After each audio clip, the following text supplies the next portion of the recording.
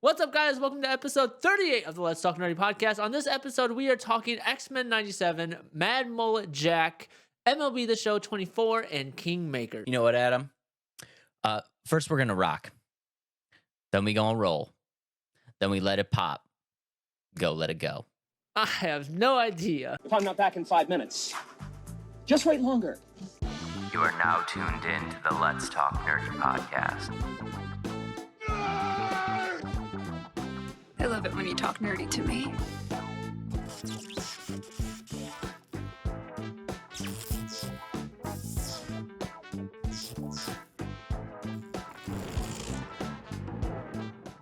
X gon' give it to you. Gon' give it to you. X gon' give it to you. Little Okay, DMX. Yeah, I know it is now. We had to do DMX. We that were was a talking good about one. X-Men. You know we had to do DMX.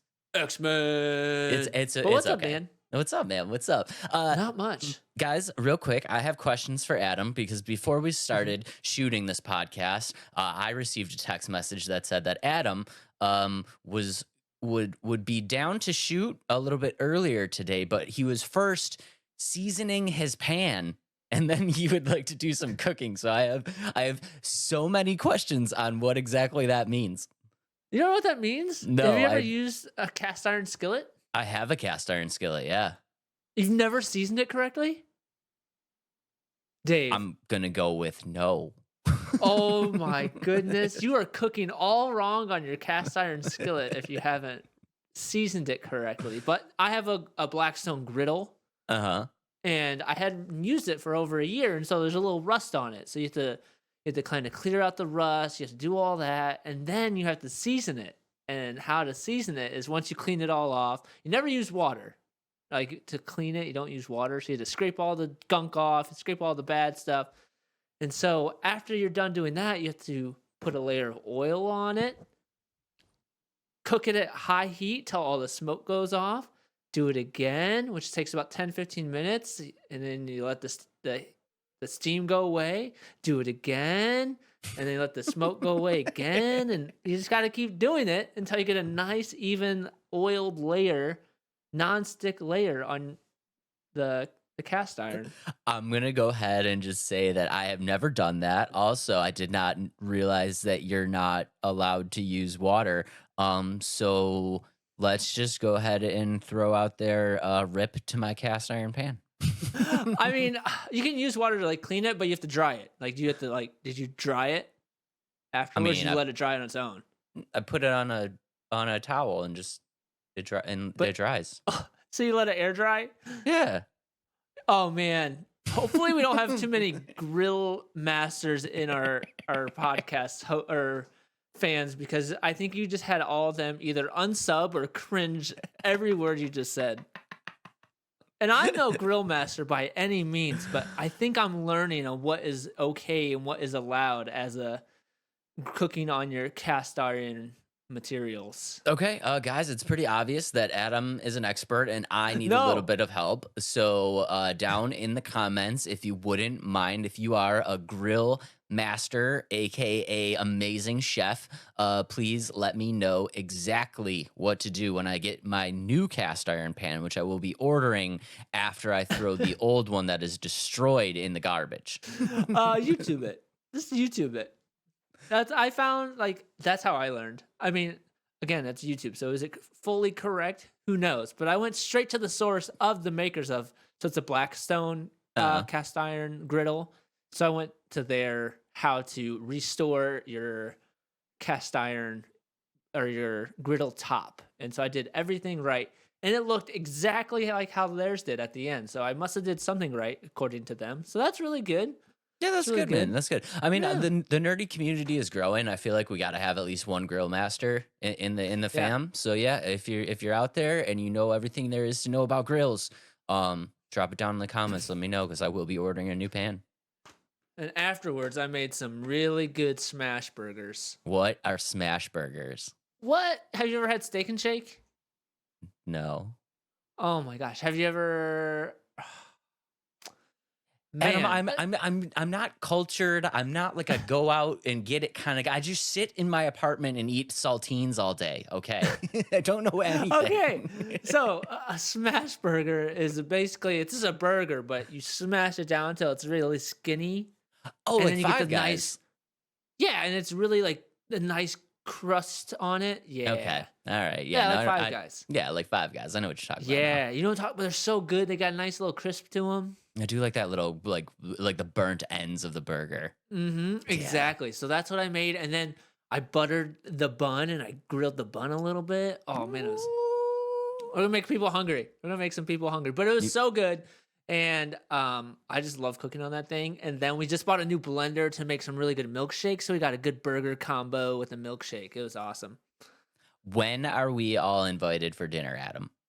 Whenever you want, because we're trying to make a milkshake bar in our house. We're not sure how we're gonna do it, but we bought Reese's, Kit Kat, Snickers, mint for like mint chocolate, Oreos for like a cookies and cream milkshake.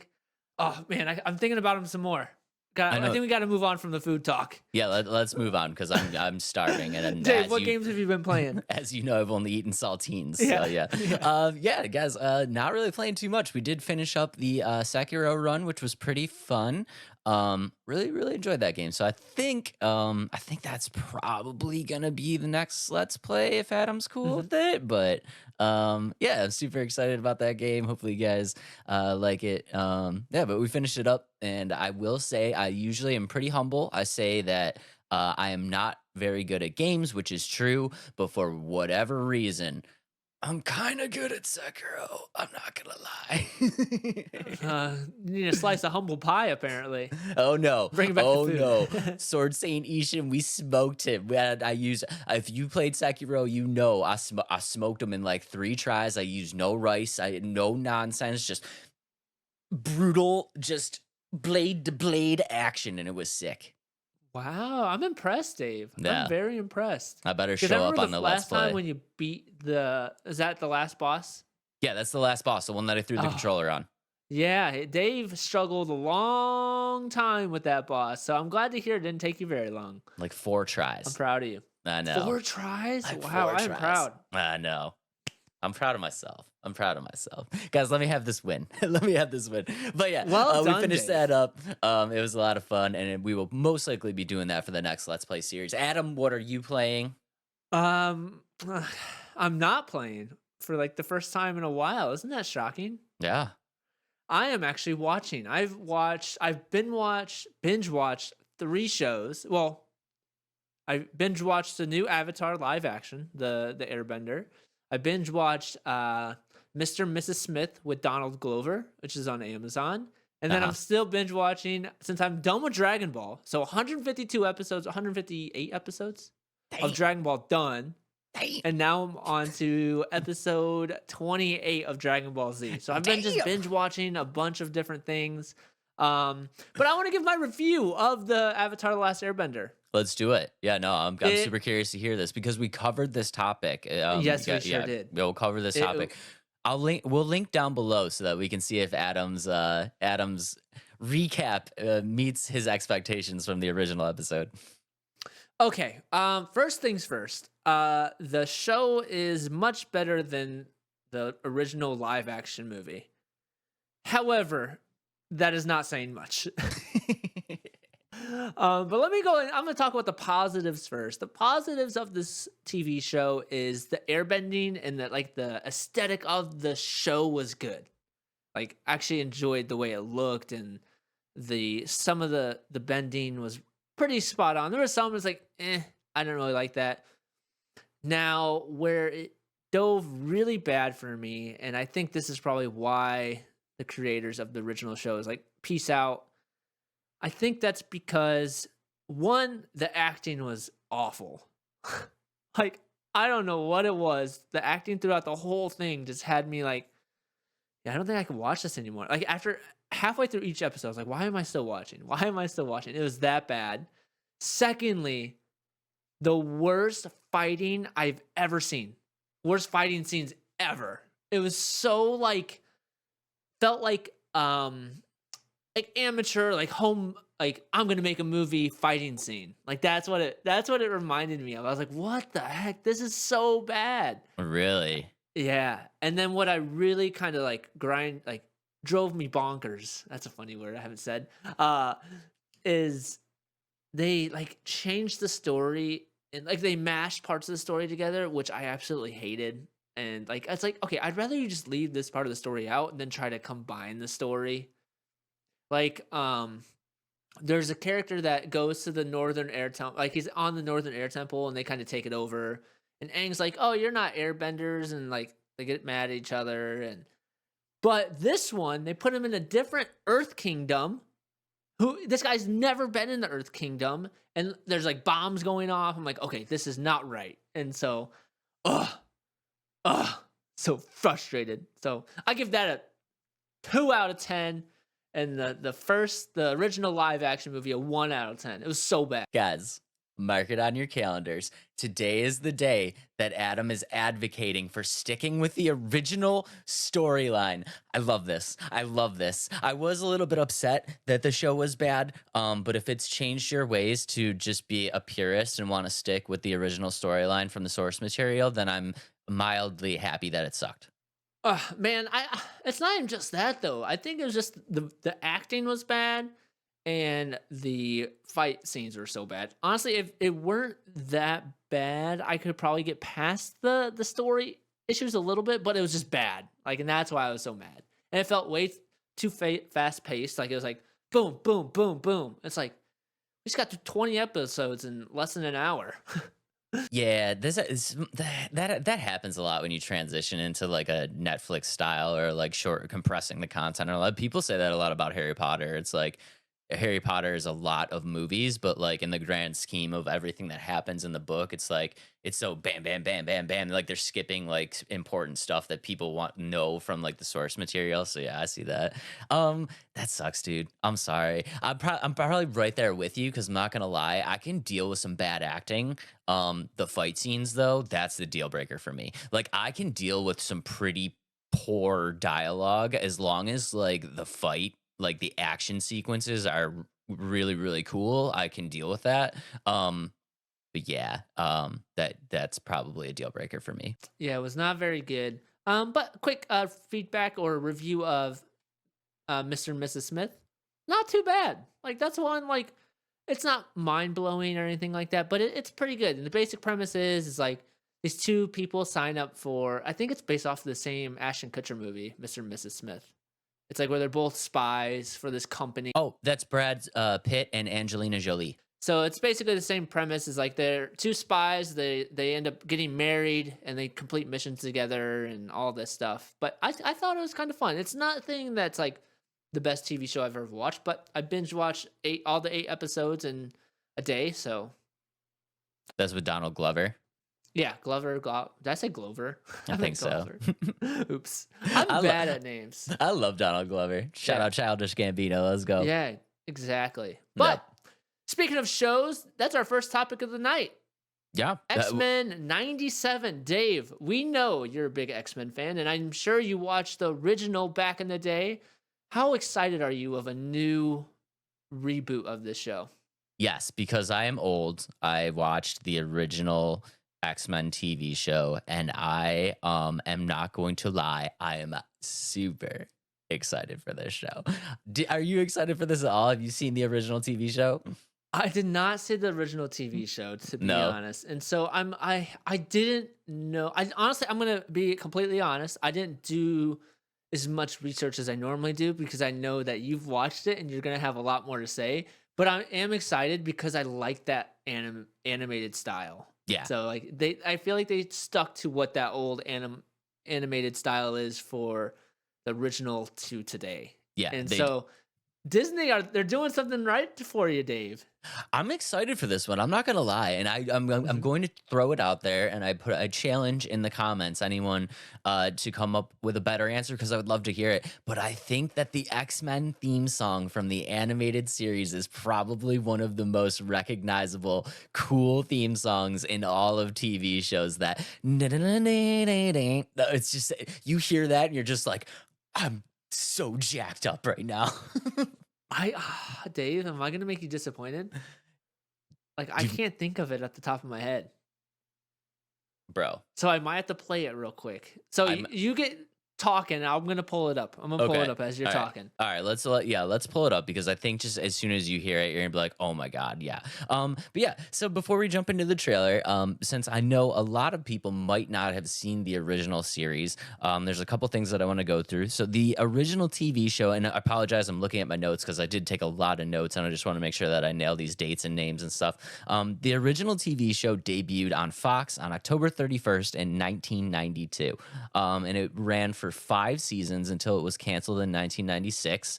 And I do want to say that if you have an opportunity to watch the original series, it still does hold up today. I know a couple of the series that I watched from back then, namely I tried rewatching like the Turtles animated series, and the Spider-Man one I tried rewatching. Those ones did not hold up. This one does hold up today. I mean, I watched it all the way through and I thought it was just fantastic. And basically the reason that they're calling this X-Men 97 is because this series is supposed to take place directly after the cancellation of the original series. So it's going to follow it's going to be a direct continuation of that series. It was canceled in 1996, hence why this one is called X-Men 97, just taking up the next year's spot. And I do want to say a couple things before we take a look at the trailer, because I think the trailer is really, really cool, but I do think you need to kind of have a little bit of a backstory. So in the final episode, it's very important to know that in the final episode, and guys, this will have spoilers. So if you are planning on watching the TV show, the original series, you might want to fast forward a little bit. But at the end of the original TV show, Professor X does not actually die. And we're going to see this. This is going to be very important when we take a look at the trailer, but just keep that in mind that he does not actually die. And in the end of the final episode, there's a man, Henry Peter Gyrick, who attacks Professor X. Professor X almost dies, and he's kind of laid up in this hospital bed, right? Following those events, the X-Men then sneak into Genosha, where Magneto is a warlord preparing to attack all of humanity. And the X-Men tell them that his friend is dying. So if you guys don't know anything about the X-Men series, Magneto is one of the top tier enemies of the X-Men, but him and Professor X kind of have a long-standing friendship that stems way back into their childhood. So the X-Men tell Magneto that his friend is dying, and instead of taking on this attack of humanity, he decides to lay down his arms, and he heads over to visit Professor X to check in on his friend. At the end of the episode, though, Professor X has a love interest, and this love interest's name is Elandra. I believe I'm saying that right. And she's the ruler of the Alejandra? Uh, yeah, Alejandra. Sure, Alejandra. Yeah, Did that I sounds blow right it? to me. Yeah, I don't know. I'm just thinking of what that name kind of sounds like to me. I always thought it was pronounced Alondra, but I could be wrong. Guys, correct me in the comments if I'm wrong there. She is the Galactic Shi'ar Empire, and she says that she can cure Professor X. But he does have to come live in her world in space, which actually does happen in the comics, and then does happen at the end of the TV show. So you see at the end of the TV show, Professor X and Alejandra. take off into space, and he basically leaves Cyclops in charge. Yeah, and then the show is picking up right here, so we can go ahead and roll into the trailer. Trailer time. Now, the trailer is really, really cool because there's a couple of key features. So if you look, so this is actually the original footage from the last TV show, and you can see that he's kind of laying in bed, right? And I like that they threw some Easter eggs around. So if you look at the TV, you can see like the tapes. There's like a Days of Future Past tape up there, and then bunch of stuff. What's really funny is they have the picture of the Jean Grey and Cyclops on the side of the TV from that Wolverine meme, like the sad Wolverine meme. That was really, really cool. That's awesome. But yeah, so what's happening here is they're showing footage of like a funeral and Professor X's death. So what I'm kind of thinking here is like they're probably going to play on the fact that this cure that Alejandra said that she could do did not actually work, and Professor X actually died. Okay. So I think that's where they're gonna lead into. Can you hear the background music? Oh, okay, I do know it now. That's the theme song right there. Yeah. Isn't it so sick? It's so good. I love it, dude. And they kept the original style. I love this part right here too, where Gambit's on the back of Wolverine, yeah. and he uses his power to like infuse it into Wolverine's claws. Bro, I'm excited for this too. I think it is going to be one. I wonder if like you don't really know like the whole series of the original at this one, like if that really matters, except for the fact I think it's going to have a recap of like this is what happened. And like you said, maybe it's an alternate timeline where Professor X actually dies, and that's where everything else happens. You think that's kind of where they could go with it? so that's what I'm kind of thinking is what's going to happen here is that basically I think the premise behind this show is, like we said, that they're going to do a timeline in which this cure does not work and Professor X is actually dead. And there's a couple things that you can see from the trailer that are really, really, really important. And one of the main things that you see is that end spot where Magneto is kind of holding the last will and testament of Charles Xavier. And basically the line that he says in the trailer is that everything now belongs to me. And I think that's a really, really good indication of which run in the comic books they're going to kind of take this with. And the way that he says it is really sinister, right? So you make it, they're making it kind of feel like he's kind of a bad guy in this situation. But I think that's a red herring just because the way that he's delivering it, right? It makes it seem like, oh no, this is a bad thing. But if you really like kind of dissect the trailer and go back into the comic books, there was a section in the comic books where this did actually happen. It started in X-Men 200, which that issue debuted on September 10th, 1985. And what happens in that episode is Professor X has a heart attack, and he tells Magneto that he needs him to take over the school and take over all of his duties, right? Magneto agrees to this, and this is where in the comic books Magneto does his like good guy turn, right? So he turns into a good guy for a little while, which we'll talk about later. But for this specific section, he does turn into a good guy. He tries to turn over a new leaf. He takes over the school. He tries to be a good person and do the right thing. And you can kind of signify this because if you look at X-Men 200, that episode, he's rocking this they call it the big M suit, which is the suit that he's wearing in the trailer with the big M across his chest. And when he's wearing that suit, that's kind of signifying him as being, a good guy. And I think Like part of the X-Men? Yeah, he's actually like being part of the X-Men. I think that's the run that they're going to be doing in this TV show, which is kind of cool because I like that run, and I don't think anybody's ever touched it before. I honestly like the fact that they are sticking to the same style. They're not trying to, like, it's going to be more modernized, but they're not trying to go for this, like, animated 3D look. You know what I mean? They're sticking to what the original comics were, and I think that's a true, like, this is something that Marvel and Disney is, like, taking in the right direction, I think. And that's, we've talked about this so much on the podcast of, like, Disney's ruining these franchises, but at this point, I think this is a good way for Disney to kind of step back away from a lot of the negative with the live actions and stuff like that, but give something to a new audience of like these animated shows, but also like an old audience. So like you and me who like kind of grew up with this kind of style of animation. And I think that's really cool that they're doing that. And I'm excited because I love X-Men.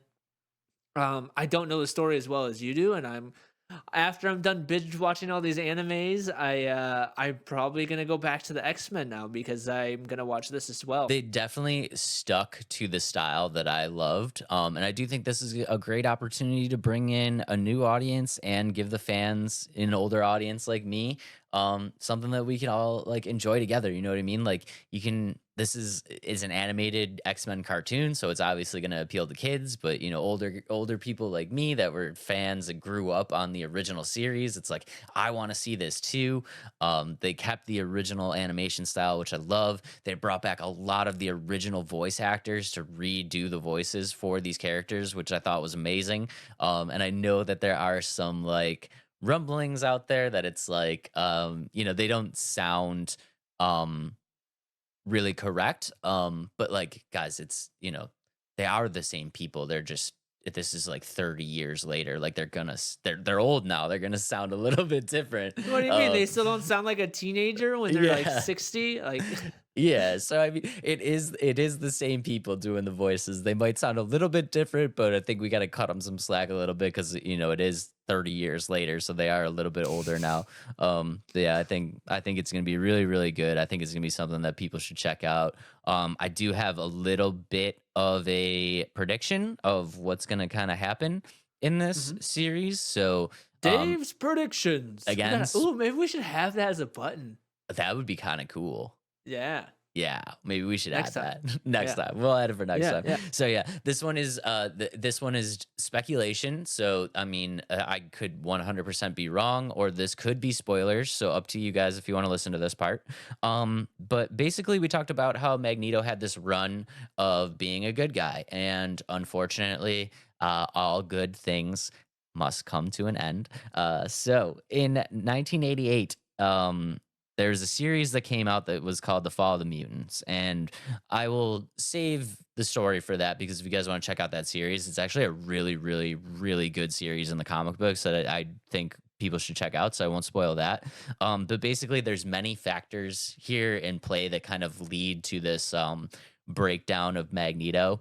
And unfortunately, after all of these factors, Magneto not only reverts back to being a villain, but reverts back to being a villain in the most hardcore sense that you possibly can. So I do think that this is kind of the series that we're going to see. We should probably see this evolution of Magneto taking over the school, becoming a good guy, and then all of these events that kind of lead to his breakdown. And I do believe the season finale of this show will be Magneto turning back into a villain and setting up the course of actions that will happen in the next series. So that's just what I think. Yeah, but I mean, it should be really, really good. So yeah, guys, if you guys haven't checked out the original series, check out the original series because it does still hold up. And if you're excited for this one, like I am, it will be streaming on Disney Plus on March 20th. It's coming up. A lot of March things coming up. All right, Dave, before we kind of move on, I have one question. What do you think could go wrong with this series? Kind of a hard question. Like, where do you think this, like, I know how excited you are, but what are some things that you are worried about with it becoming a new edition of the story, or like a new continuation of the original? I think it's the same thing that I'm always concerned about, and we touched on this with the Avatar: Last Airbender. I mean, the source material is there for you guys. I highly doubt that anybody from Marvel working on this show will ever see this, but on the off chance that you do, the source material is there for you guys, and you do not need to stray away. Honestly, like my prediction, quote unquote prediction, is what happens in the comic books, and that is a great, great storyline for you guys to storyboard throughout an entire episode, having Charles Xavier die at the beginning of the season, having Magneto take over, and then this just path to him falling apart, right? And it's a perfect storyline. Please, please, please just stick to that storyline and don't try to do anything goofy and add any weird stuff where I can't even imagine what they would add, but just the only thing that can go wrong here is that they just throw some ridiculous wrench in the storyline that makes zero sense. And I guess another question I have is, so how many episodes do you know, like per season it was back in the day? I don't know exactly, but it's quite a few. Okay, so this is only going to have 10 episodes for its first season. Do you think that's going to be, are they hour-long episodes? Are they going to be 20-minute episodes? Do you know? I'm not 100% sure, to be honest. So, I mean, Do you think that they're going to rush the story then if it's only 10? I mean, I don't think. I mean, they're gonna do it paced. I think. I don't think it's a storyline that really needs to be rushed, though. They could very easily do this storyline and do it justice in 10 episodes because, I mean, you have to think about it from a comic book run, right? Like we talked about, the original book came out in 1985, and then the book where Magneto starts going bad again happened in 1988. I mean, that wasn't the only storyline that took place for those 3 years. You know what I mean? Like comic books have multiple storylines all kind of happening in the same time frame. I very easily think that they can do this story justice in 10 episodes. So I don't think it'll be rushed. But I do think that like fans of the original comics, I mean, there's probably going to be parts that are left out that they care about. And I mean, it's unfortunate, but I don't know. I feel like you got to do what you got to do, right? Yeah, I think so. And like you said, I feel like comics do have a faster pace to them too, in terms of like, and there's a lot of filler too. Like there's episodes or books that are filler, waiting for the next kind of move into the story. And I see that with Dragon Ball. It's like the last like 4 episodes of Dragon Ball. It's like, why did I watch those? Like I probably should just moved on to Dragon Ball Z. Essentially, it's like Goku and his wife like just go try to find this fan to put out a fire, and like that was the end of it. And it's like, okay, I'm done with this. I should have just moved on. But so I mean, there's gonna be episodes that are, I think there's gonna be no filler, and I think I feel like a good amount of time would probably be like a 30 to 45 minute episode. Yeah, I mean, if they do like a 45 minute to an hour episode, I mean, it's a 10-hour movie. You know, they could tell that story in 10 hours, I think. And it's a give and take, right? It's like, do you want 40 episodes that are kind of slow moving, or you want 10 episodes that might miss a couple things but are just jam packed 10 episodes of awesomeness? And that's me. You know me, Dave. The faster I can have the meat and potatoes, the better. Overall, I'm really excited about this. I'm glad you're super excited about this because we know we both of us have kind of had this negative feel towards Disney and Marvel, but I'm excited for this one. Look at that. 2 back-to-back Disney things or Marvel things. It's kind of gotten us excited with Deadpool and now X-Men, and we kind of see the correlation. They both have some level of involvement with X-Men. And both seem to be kind of doing their own thing, and not kind of conforming to the rigorous guidelines that Disney usually imposes. So this could be a good sign for Disney and the Marvel franchises going forward, that maybe they're kind of loosening up the ties a little bit and letting the creatives be a little bit more creative, which I think they need to let them do. I agree. But moving on, Dave. We love X-Men, and there's some really, really good X-Men. But how are you going to rank them without knowing which comes next? I don't know because I love them all. Blind ranking of X-Men. Blind ranking of X-Men. Blind ranking of X-Men. Blind ranking of X-Men. Blind ranking of X-Men. Okay. That works. Blind ranking of X-Men. Okay. You won. So would you like to go first or quiz me first? I would like to quiz you first. Are you ready? Let's go. I'm born ready. Okay, Dave.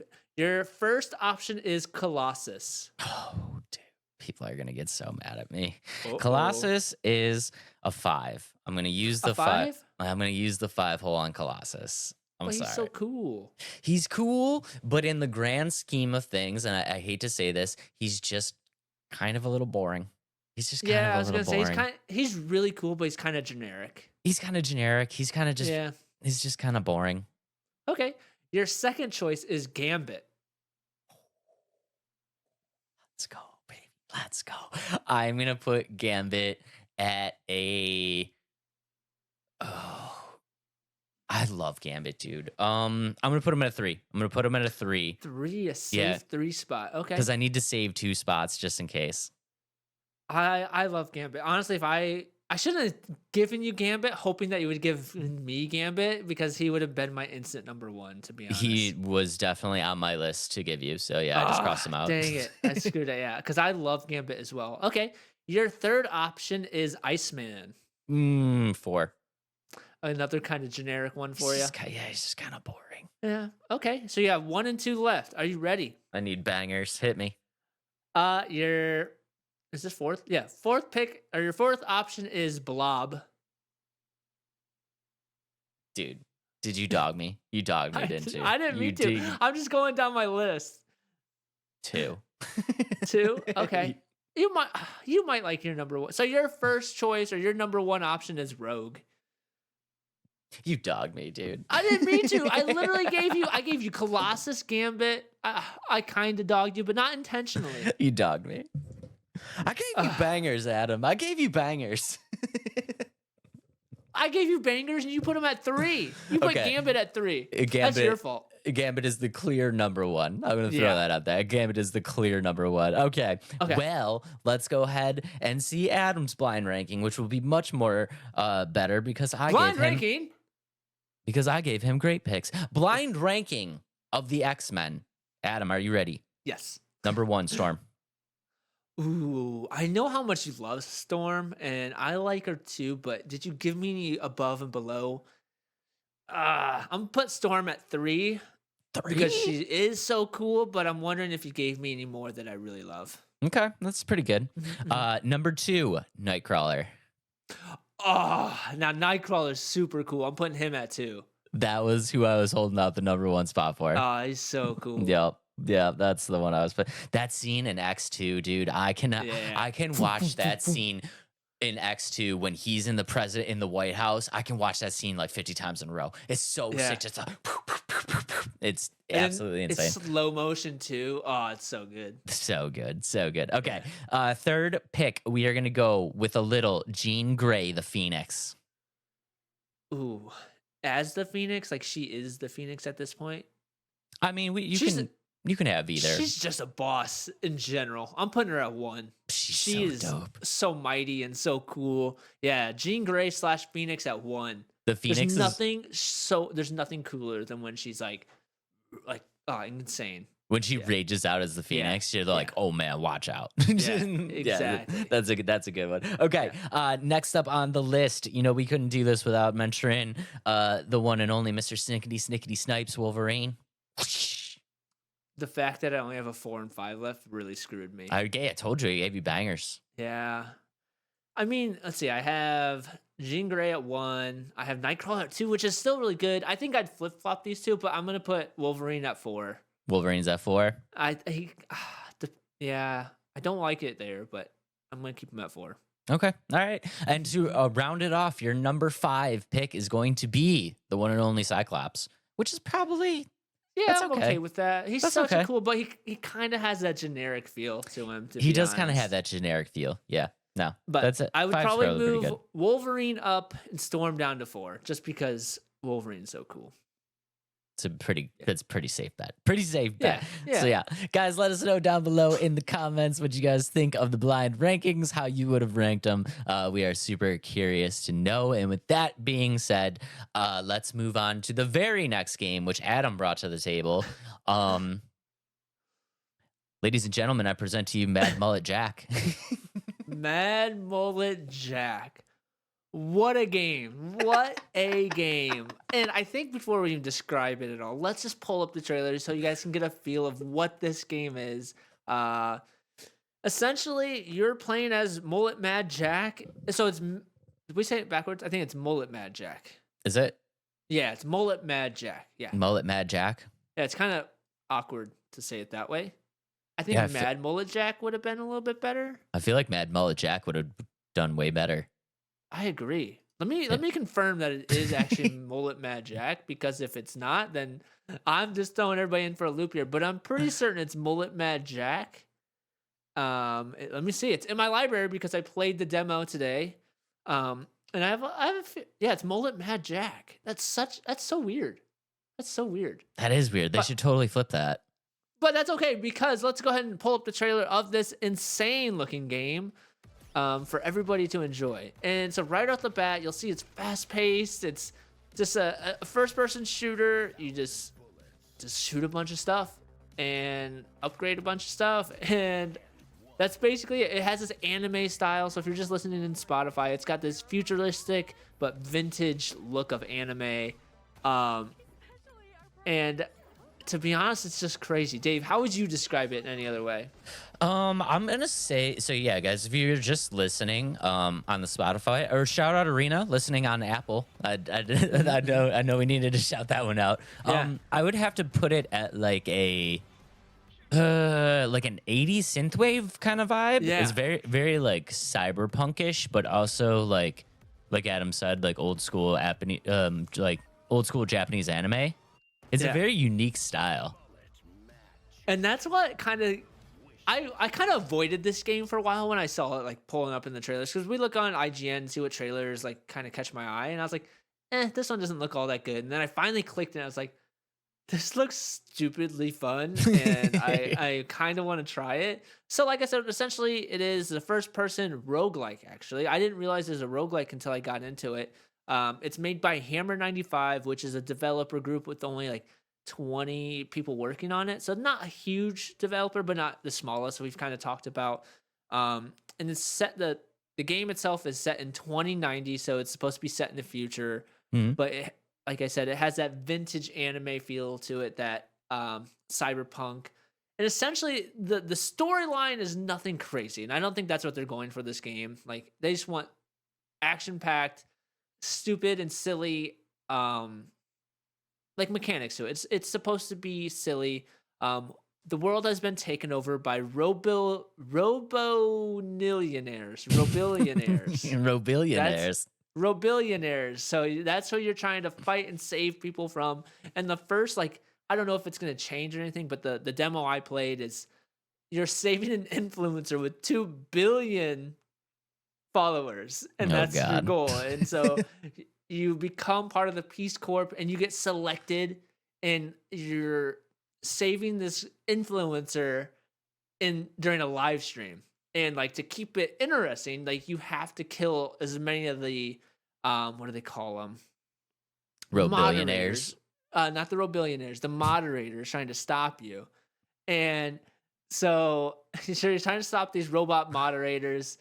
And the way it works is you only get 10 seconds to live. Like that's the main premise of the game. And each kill grants you more time, and depending on the difficulty you select, you get more or less time. But there's also a leisure mode. So if you want to just play this without dying or like worrying about the time, you can do it that way.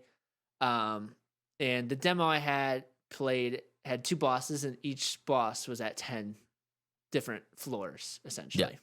Yeah, so correct me if I'm wrong, but what I've seen here, and I think what Adam's talking about, the game mechanic is really, really cool. So you are this is man and internet have merged together into this being. That's correct? I think that's the billionaire. So they're the ones that took over the world. It's like an AI that converges the two, I think. I could be wrong. I think you might be.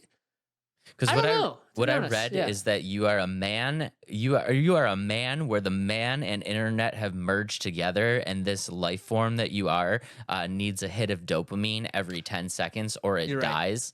So basically what Adam's talking about is you start the level with 10 seconds on the clock, and for every kill that you get, it adds seconds to your life timer. And if the life timer runs out, what I'm assuming is that your run on that level is over, correct? Yep. Yeah. And so it will restart you. So after 10 floors, like if you don't make it to 10, you'll go back to 1.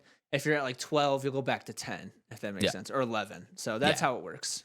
I mean, I think it's a really interesting game mechanic, and you know me, I'm not really like a biggest like advocate of like just running in and blasting, you know what I mean? But I think in this type of game where it's like encouraged and you almost have to play that way, I think it's very, very interesting game mechanic that there is gonna be no like, oh, I'm gonna hide in the corner and wait for this guy to walk around the corner. I mean, you need to go in there guns blasting and just murder stuff, which I think is a pretty interesting mechanic.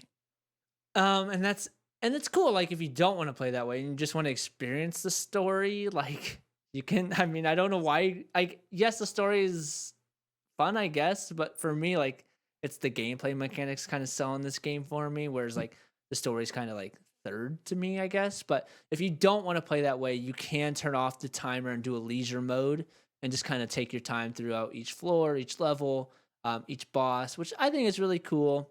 In terms of weapons wise, there's weapons wise, I got to use the shotgun, pistol, sword, and SMG. So nothing like groundbreaking in terms of that, but that was just in the demo. Like that could be changed throughout the full game.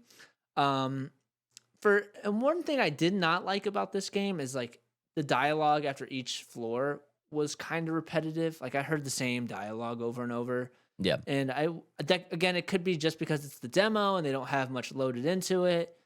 But other than that, I thought it was fun. I think they do a really good job nailing the art style with this game. Like I think they hit it like perfect on what they were going for. Really, other than that, it's fun. Like it's nothing crazy that I'm like, this is gonna be the best game I've ever played. It's gonna be a cheaper game that if you want to just try something like this, like do it, essentially. And then in terms of upgrades, like every floor has different upgrades. Like so after you beat a floor, you can upgrade, and there's 50 plus different upgrades that you'll be able to use. So Yeah, I mean the aesthetic looks really really cool. I'm a fan of that 80 synth wave. I love that stuff. It definitely brings in the old school anime vibe.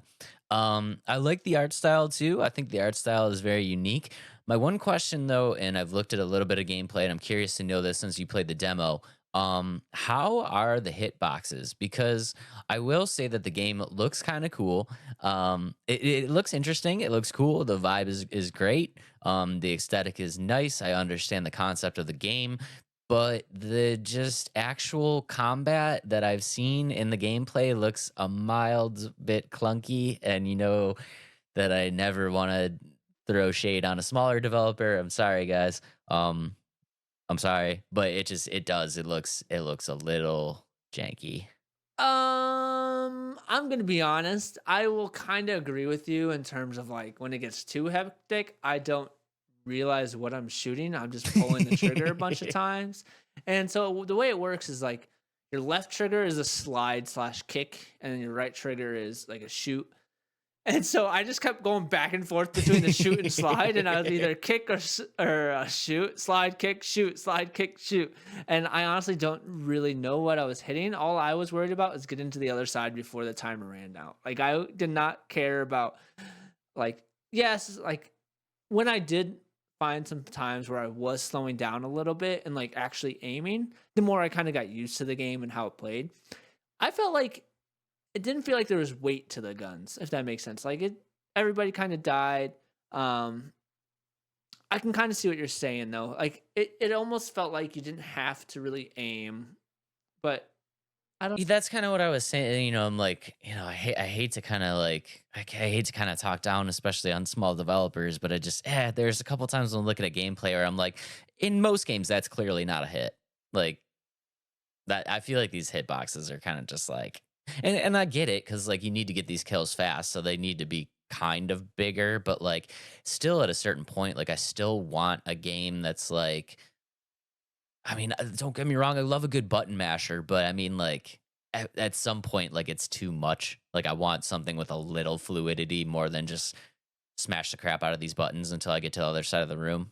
I will say though, I had the shotgun for my longest run that I did, and I feel like that was probably part of it.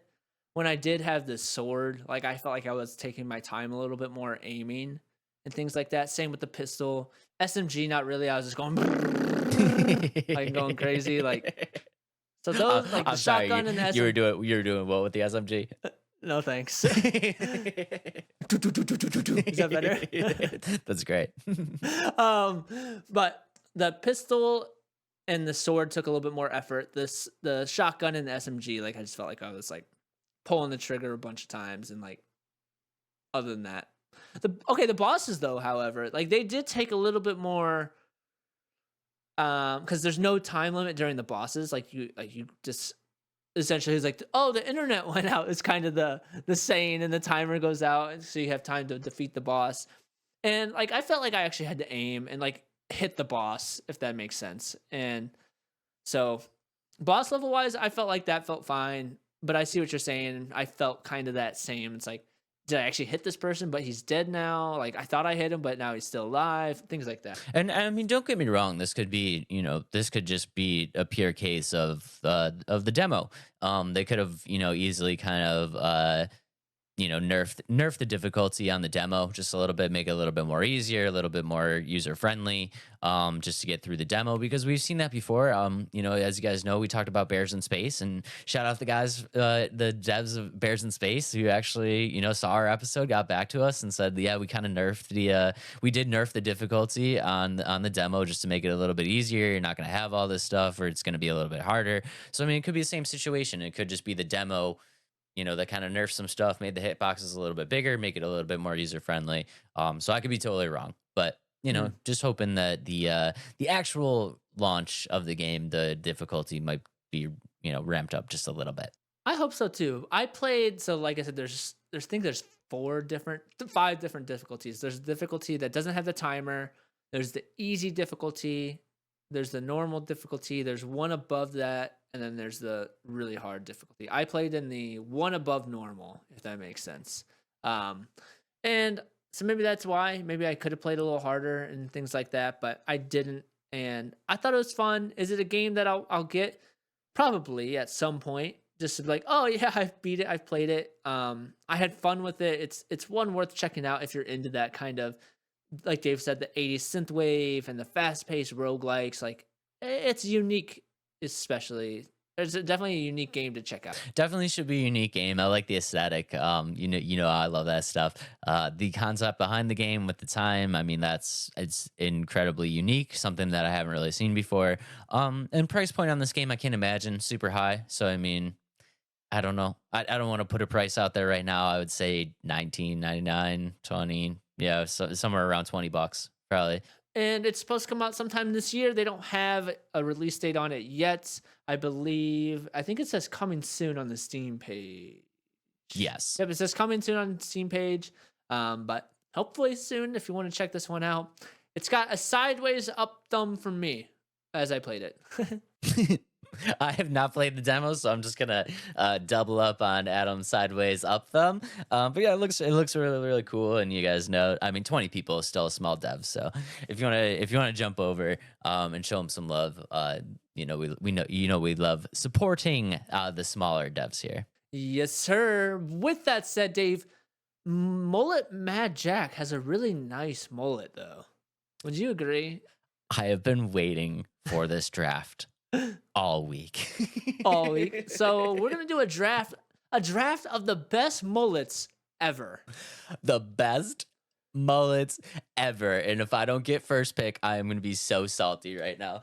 But it's not business in the front, party in the back. Business in the front, God. Party in the back. Let's go. Yeah, you cheated. I did not. I even did a better flip because the first flip wasn't that good and it landed on mine. Okay, that's fine. Okay. Hopefully it's okay. Hopefully this isn't your first pick, and then we're just fine. There's plenty of people with good mullets. I'm gonna let you go first because no. I want you to go. Dave, you won. Now you've questioned the fairness of the flip, and if I don't let you go first, all right, I will walk out of this room. Yeah, all right, fine. I'm going first. Okay, guys, with my very first pick in the best mullet draft of all time, there is one place and one place only that we can go, and that is the one and only Joe Dirt. Ooh, that's a good one. So did you do any non-fictional people? I did real people, fictional people, and like superheroes. It's a nice hodgepodge. So anything goes here. Anything goes. Oh, mine's basically all non-fiction, to be honest. Okay, perfect. I went all non-fiction here, or real people.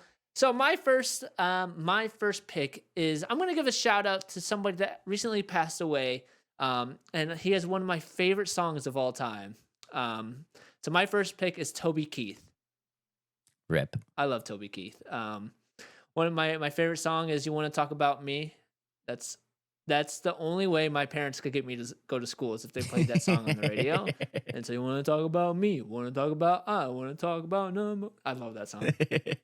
So, well, we all know which lyric is coming for episode 39. Love Toby Keith. That's a great pick.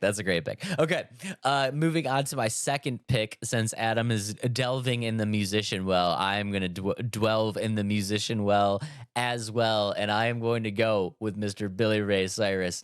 That mullet, whoo, that mullet is top tier, baby. A lot of the lists I looked at had his at number one. Number one, baby. That thing is a good, nasty. It's so funny looking. Okay, my second pick. I'm gonna go to the sports realm, and I'm going to take Larry Bird as my second choice. Let's go, You ever see baby. his Let's go. clean mullet? Yeah, Larry Bird had a good mullet. That's a great mullet. Yeah. Okay. Well, I mean, I guess I'm going to go to the sports world as well. And with my very next pick, I'm going to take the great one, Mr. Wayne Gretzky. Okay, I like it. I like it. Top tier mullet. All right. So my third one, I'm going to go into the wrestling well and going to take. So my third pick is going to be Hulk Hogan. Was on my list too, the Hulkster. There you go.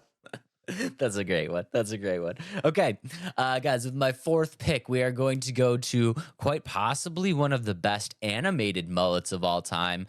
And there's only one place you can go there, for I am Captain Planet. Okay, I like it. I like it.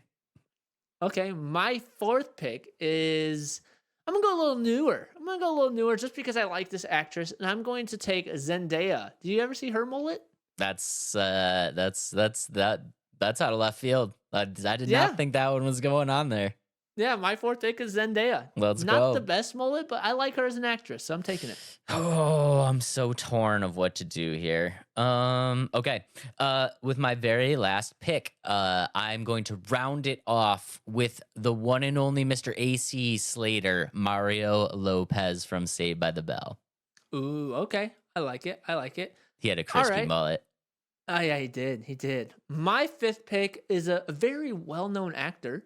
My fifth pick being Brad Pitt. When he had the mullet, that was super good. Yeah. Yeah, that was super good. Okay. We're gonna get some heat from this one. So let's do some honorable mentions. My honorable mentions. I had a little Jerry Seinfeld. We Yep. couldn't do this list without Mr. Patrick Swayze. So I had on here David Bowie, and quite possibly the best mullet in comics, which I really think we're gonna get some heat on for not mentioning, is Longshot.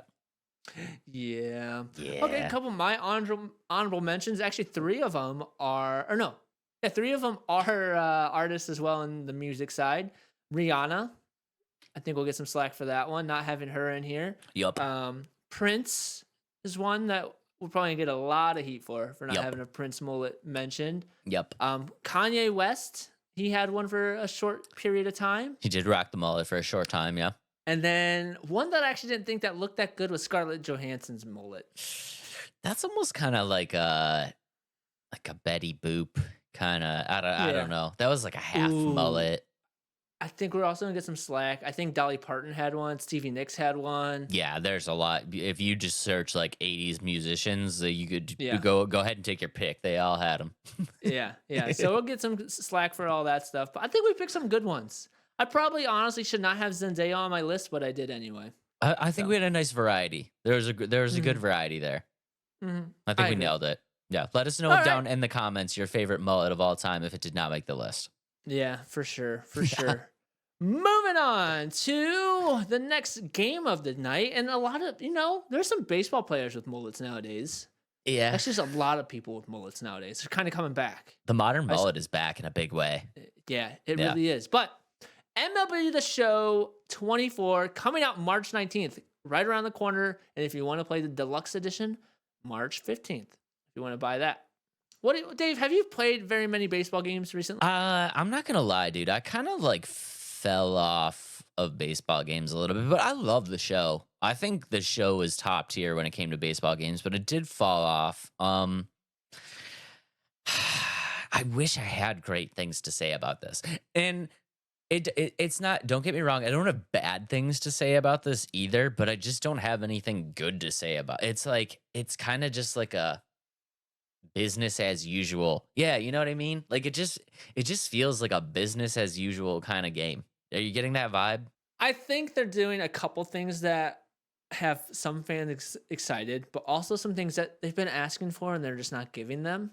Yeah.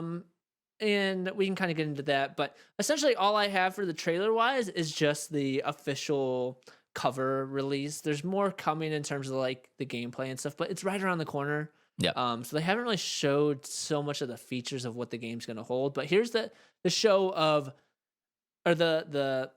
trailer of the player on the cover, and that is Vladimir Guerrero Jr., which I like him a lot. I like him a lot too. Yeah, no, I mean, I think it was a great choice for the cover athlete. And honestly, like, I'm backing you up on this. It's kind of weird. Like, do you think it's kind of weird that we are this close to the release date, which is March 19th, and we just don't know a lot about the game?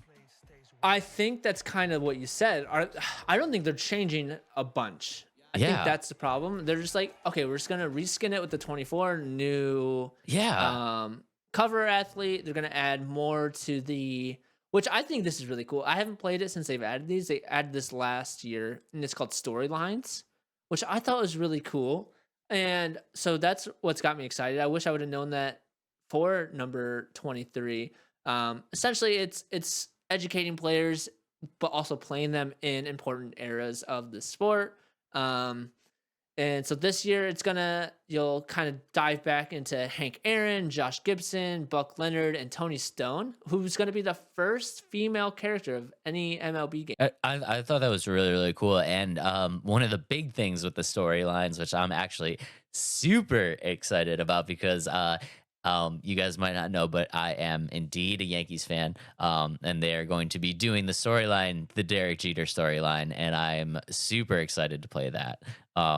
It should be really, really cool. And the cool thing about the storylines, right, is it's like this is almost like an in-game kind of like campaign, right? So they have real footage of these players. Like they have interviews, like they take you into key situations in the game where you have to like recreate these plays that they did and stuff like that. And like, that's really cool. I think that's really cool to relive those moments. And, I'm a huge fan. I'm a huge Yankees fan. I love Derek Jeter. So to have Derek Jeter be like a storyline, I'm actually super excited for that.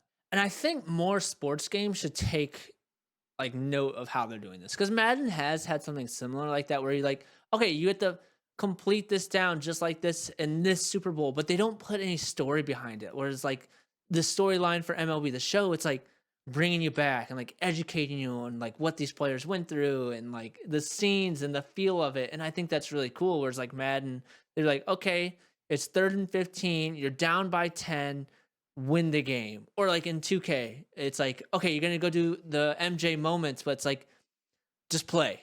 Like it doesn't do like the flashbacks. It doesn't do anything like that. So I think that's really cool. Gives you education of like this time of the sport, but also it gives you like, let you go back in time and play and feel like you're playing as that player after like, whoa, that story is really cool of how Tony Stone like overcame so much. Like, I can't wait to like swing the bat as her and like get a double to win the game. Like stuff like that is so cool. No, I think it's really, really exciting. And like you said, dude, Madden, like, they just don't put as much time into it. You can kind of see that like the show put a lot of time into this. Like it meant something to them. And it wasn't just like a added feature. This is like something that they really wanted to showcase and put time into. And I think that shows. It shows that they care about this section of the game. The show showed the shows. The showed the shows care about the shows.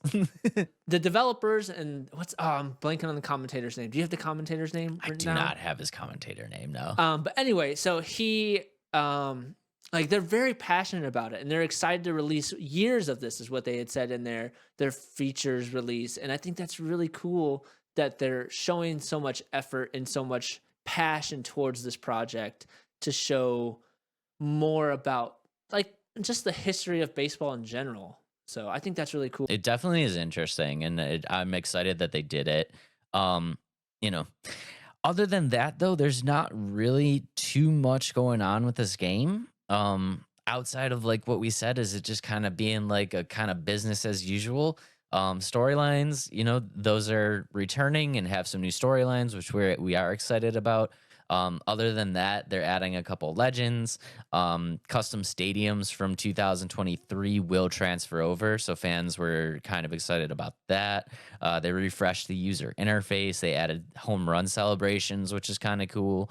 And one of the big things that like I'm kind of excited about, because I haven't played the series in a while, but thanks to my boy Mr. Otani, they now have two-way players in the show, which I'm kind of really, really excited about, because I don't know how you did it, but like when I played the show, I always really liked to pitch, but I also really like to hit, right? And you never had the opportunity to be like a good pitcher and a good hitter with the same character. So I always had two characters where I would be a pitcher, and then like my second character, I would be like a shortstop because I want to hit.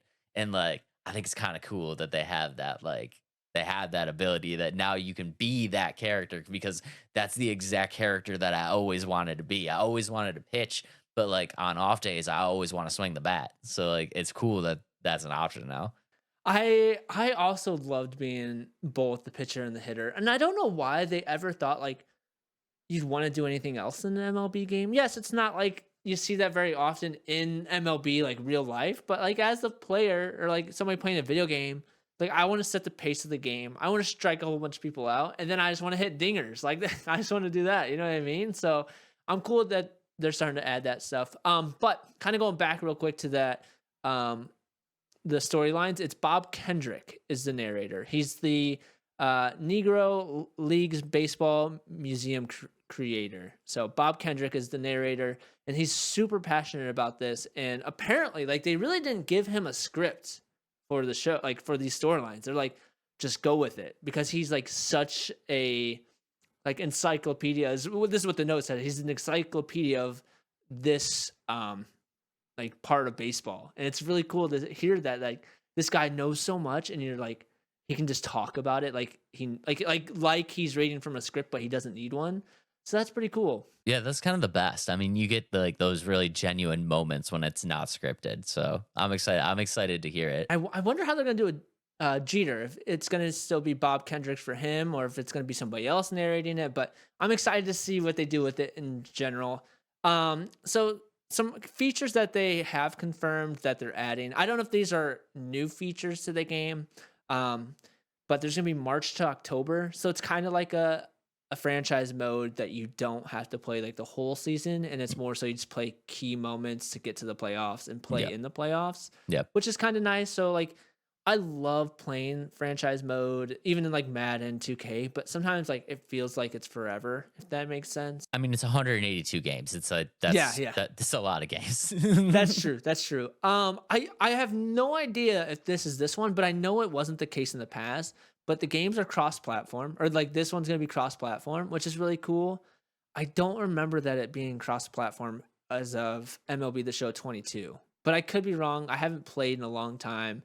I think that's the last one I played. I don't remember it being cross-platform. I mean, I remember the show going back far enough where it was a PlayStation exclusive. Do you remember it was a PS exclusive? That was like 19. Like that really wasn't that long ago. It was like I think it was 19 where they finally switched it over. Because I remember it being an exclusive, 20. And then it's just like, then it took over. Like 2K was just like, yeah, all right, you win. Like, yeah. Yeah, I have no idea.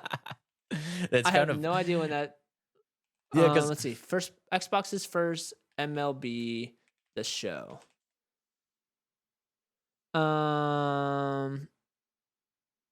I think it might have been 21. Was it 21? Yeah.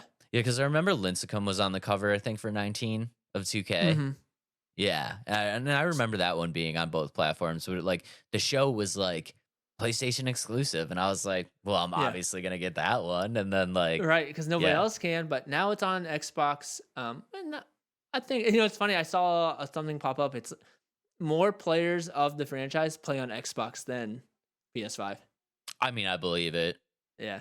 I think it's because they hadn't had it for so long, and maybe like true like MLB Show people that have played for years, like okay, it's the same thing every year, so we're used to it now. Like we don't need it anymore. Yeah, I mean, there's probably a core audience of PlayStation players that are just like, the old one's probably good. Like Yeah. if you don't care about roster updates and stuff like that, Yeah. you're like, dude, like I'm like 4 years into my franchise. Like I kind of just want to keep Yeah. this going. Like, Right. And I think I think the console wars are coming to an end.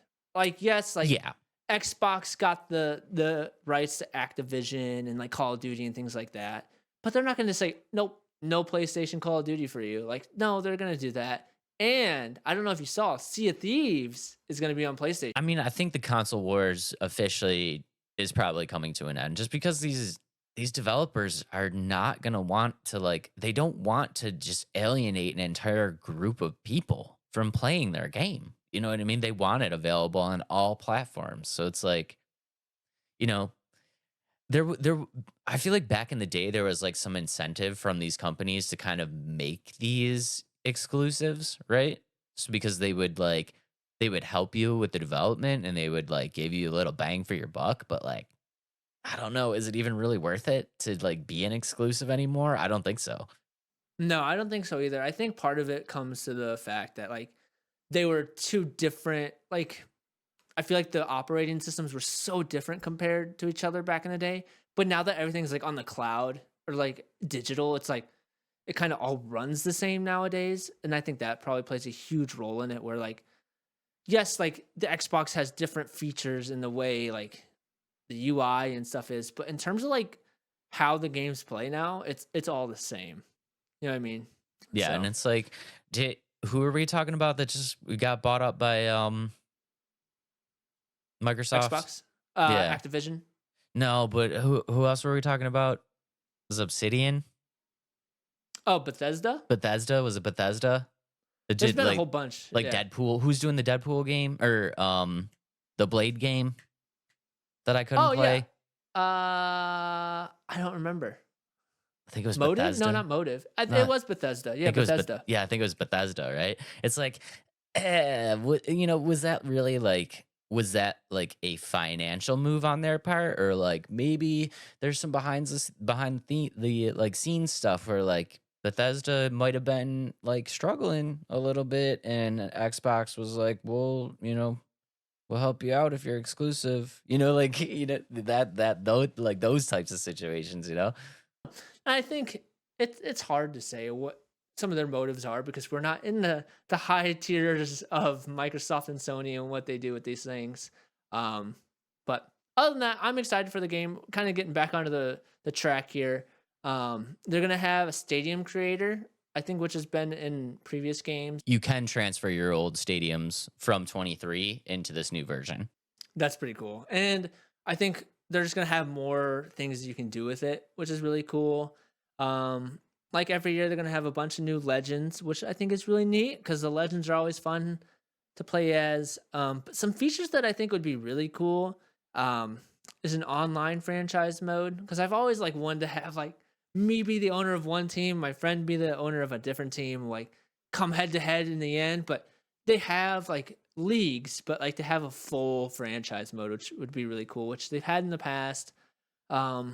I'd like to see some changes the road to the show, and that's my favorite game mode, but they kind of got stale with some of the stuff they do with the story and things like that, and it just kind of feels all the same. Maybe like adding a combine would be kind of cool. I think that'd be kind of neat. And then graphics wise, I feel like they haven't changed in years.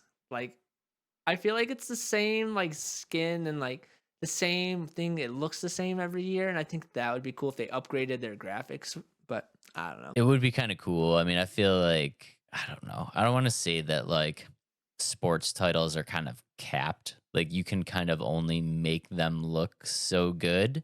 Mm-hmm. You know what I mean? Because you could obviously make them look better, but I mean, I think they're fine. I mean, but I if you look think at they're- 2K, do you think 2K 2K's got better graphics than the show? yeah, You think? I think like the players, yeah, I think they do. Hmm. You can like see the sweat dripping on them.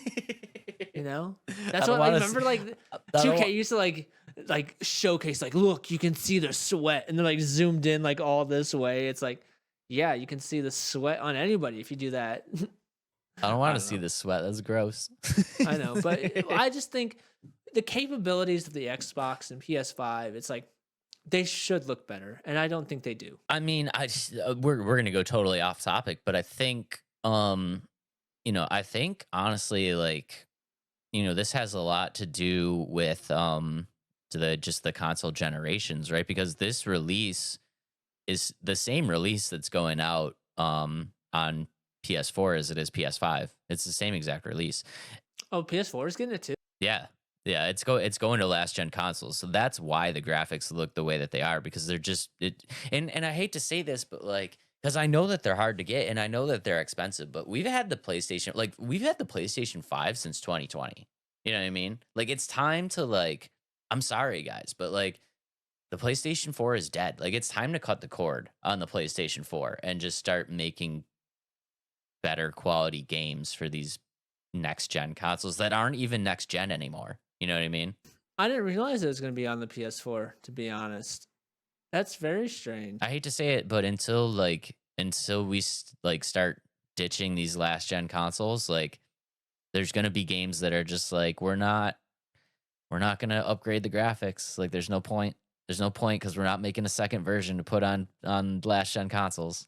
That makes sense, I suppose. But it's one of those things. It's like you said, they're holding everybody else back. I feel bad because there's gamers out there that, like, PlayStation, like the next gen consoles, quote unquote next gen consoles, are freaking expensive. Like, they really are. They are. And there's some gamers that they just can't afford them. And like, I feel bad, you know what I mean? But it's like, at some point we either have to say, like, okay, we don't care about graphics as much, just make games for everybody, or we have to say, like, hey, we spent some money on this hardware, like, we'd like to have some content that kind of performs for it, and we just cut the cord on the last gen consoles and kind of move forward.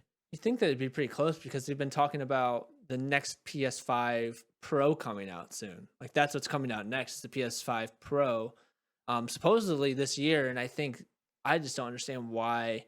Like, yeah, because Xbox isn't really making so many Xbox games, like Xbox One games anymore. They've kind of cut ties with that. Yeah, which is, I don't know. We're going way off track, so I think that's why the graphics. Yeah, let's bring it back.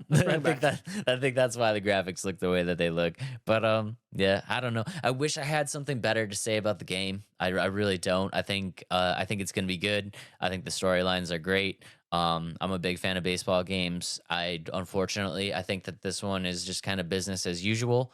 If you don't care about updated rosters, or these new storylines, you could probably go ahead and skip this title and be totally fine. Or wait for it to go on sale like it always does. Yeah, or wait for it to go on sale. But if you're a diehard baseball fan and you care about having the new rosters, you want to see Ohtani in the Dodgers uniform, like, you want to see Juan in the Yankees uniform, like, it's there. If you don't care about rosters, like, probably skip it.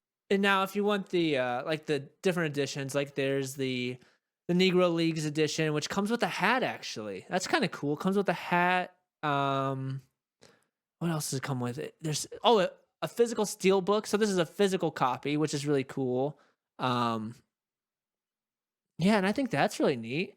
Early access, 4 days early. The dual entitlement, I don't know what that means, but that comes with it, and then a bunch of like in-game currency and packs and things like that. Yeah, that's pretty cool. And the special edition one is $99. That'll get you the 4 days early access. You get a double daily login rewards. You get one barrier breaker pack, which is the one that has Hank Aaron in it. One Legend Diamond Choice pack, 5 Gold Choice packs, 1 Equipment pack, 1 Bat Skin, 20 The Show packs, and 20 K stubs. So again, take it how you want. If you're a huge fan of these games, I think it's going to be just the same as the other ones. But if you're looking to get back into the games, I think that there's no better time, I would say, because they do play pretty good, especially with the addition of the storylines. I think that's really cool. But speaking of storylines, Dave, it's kind of like a movie, right? A little bit like a movie. Like a baseball movie. A little bit like a baseball movie. So, a draft of the best baseball movies ever. Amazing segue. Adam is crushing these segues, guys. He really Sometimes. is. I'm kind of just like at this point, I'm just kind of waiting for him to do it. I've given up on totally trying to segue. Adam gets first pick on the draft. Ooh, okay. If you take my first pick, I'm walking out of the room. See, this is kind of hard because there's so many bangers of baseball movies. I think there's more really, really good baseball movies than football movies. Would you agree? Yeah. I will say the football draft that we did, it was kind of like I had my top tier. Like baseball movies were kind of like good across the board. Like football movies, you kind of have this like level of like these are bangers and this is like filler. Right. I agree. Okay. My first pick of the baseball movie draft is Bad News Bears. Put them in the middle, like the old one, new one. I would say I'm leaning more towards the new one because that's kind of the era I was understanding, I guess. I'm usually a purist. I'm usually a purist, and I love the original. But Billy Bob Thornton, just like I love Billy Bob Thornton. Walter Matthau, I love Walter Matthau in the original, amazing performance. But Billy Bob Thornton, just like I feel like he crushed it. He was so good, such a great movie. That's such a great pick. You know what? I screwed myself. I think I know where you're gonna go for your number one. Dang it. Okay, I'm good.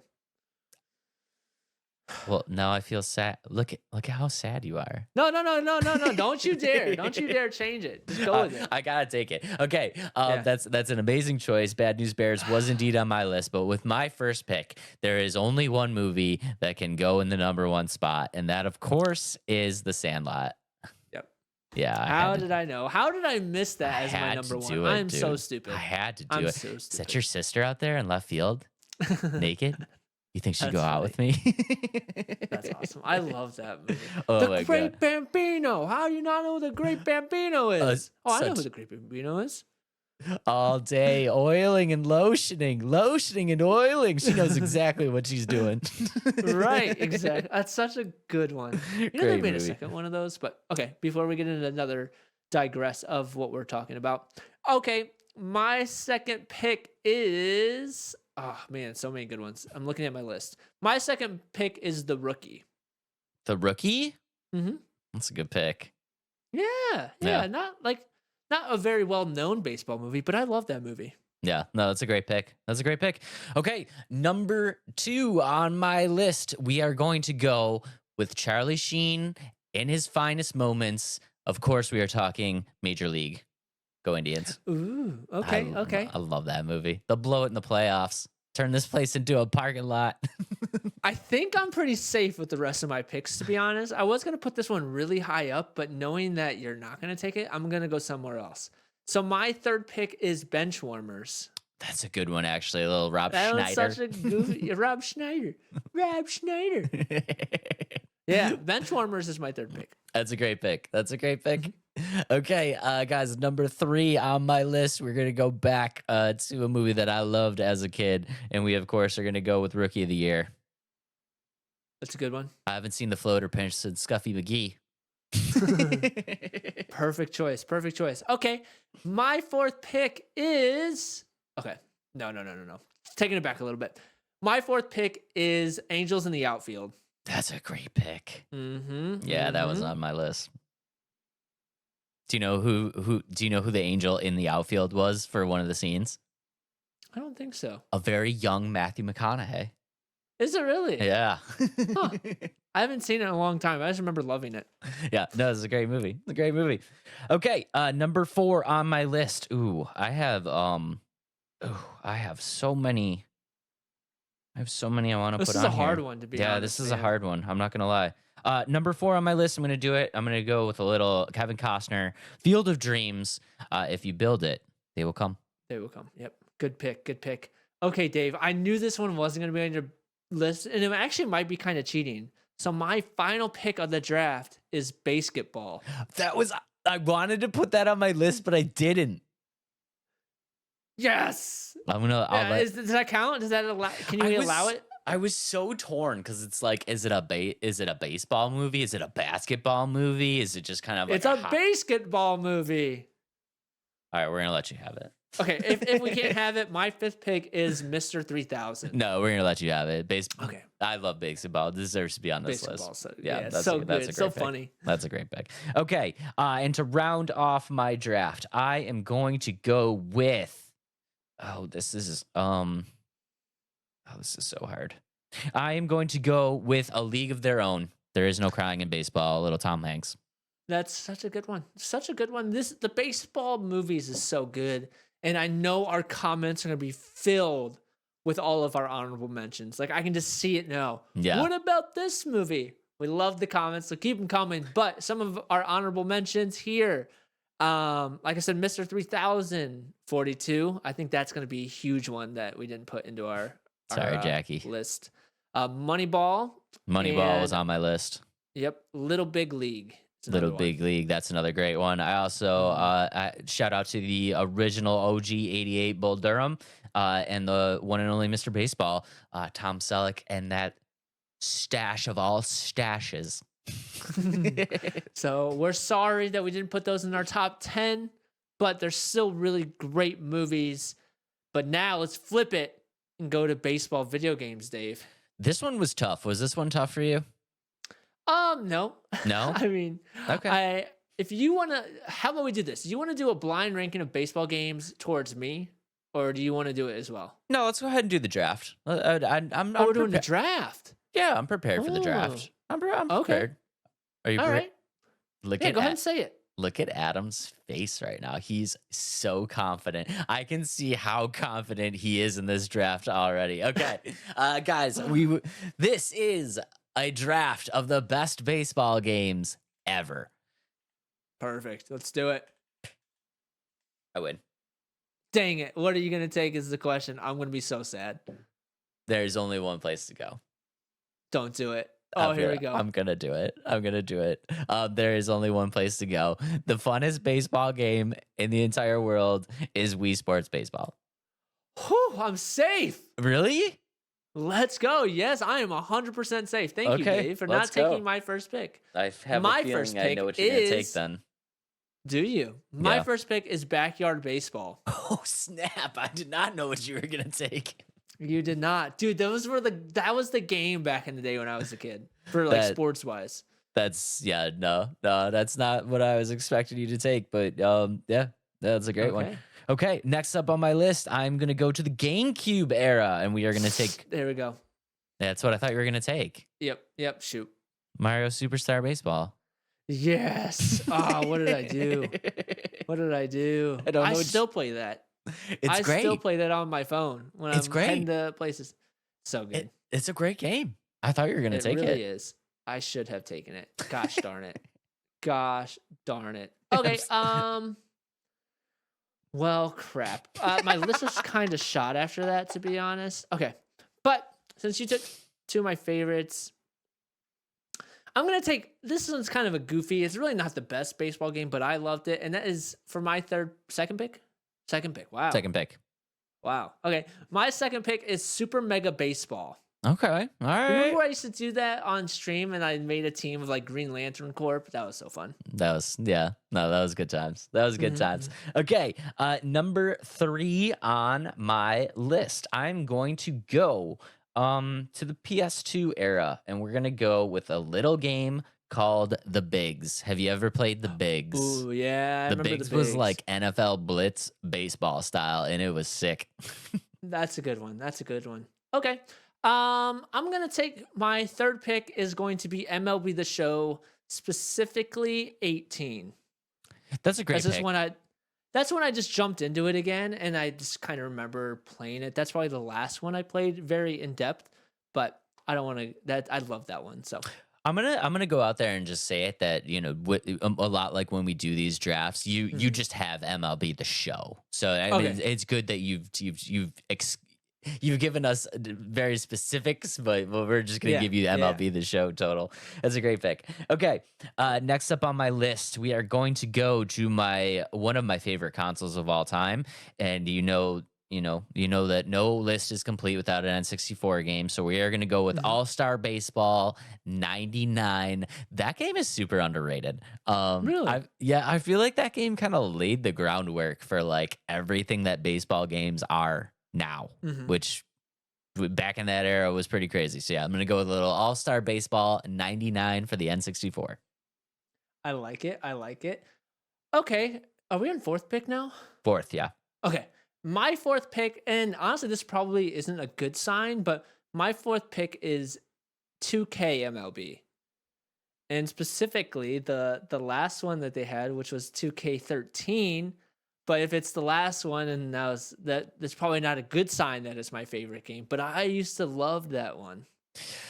I mean, you have 2K and the show on your list, so I feel like this is gonna be hard for me to pull out a dub here.